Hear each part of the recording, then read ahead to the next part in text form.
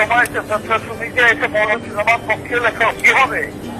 ও মাই god, recently কিন্তু শাকিব খানের একটা কল রেকর্ড ভাইরাল হয়েছে।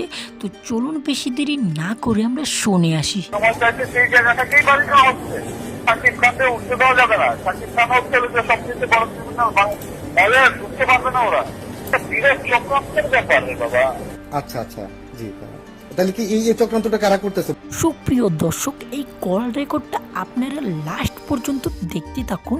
এই কল রেকর্ডটা শুনে আপনারা শাকিব খানের ব্যাপারে অনেক কিছু জানতে পারবেন এবং বুঝতে পারবেন। হ্যালো,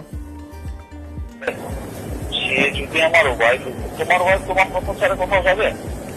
হ্যাঁ, সে যদি আমার ওয়াইফ হতো, হ্যাঁ সে আমার কথা ছাড়া কোথাও যাইতো? সে সেইখানে গিয়ে সব স্বীকার করতে যে আমি অনেক টাকা দিচ্ছি, পয়সা দিচ্ছি। হ্যাঁ, জি 2 দিন আগে 12 লাখ টাকা দিয়ে আসছি। জি। আরে ভাই, আমি তো সবই দিচ্ছি, আসলে তাকে দিচ্ছি, আমার ছেলে দিচ্ছি।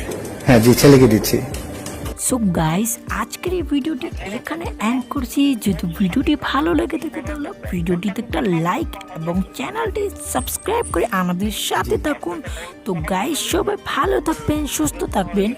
আবার দেখা হবে আপনাদের সাথে কোনো একটা নতুন ভিডিওতে।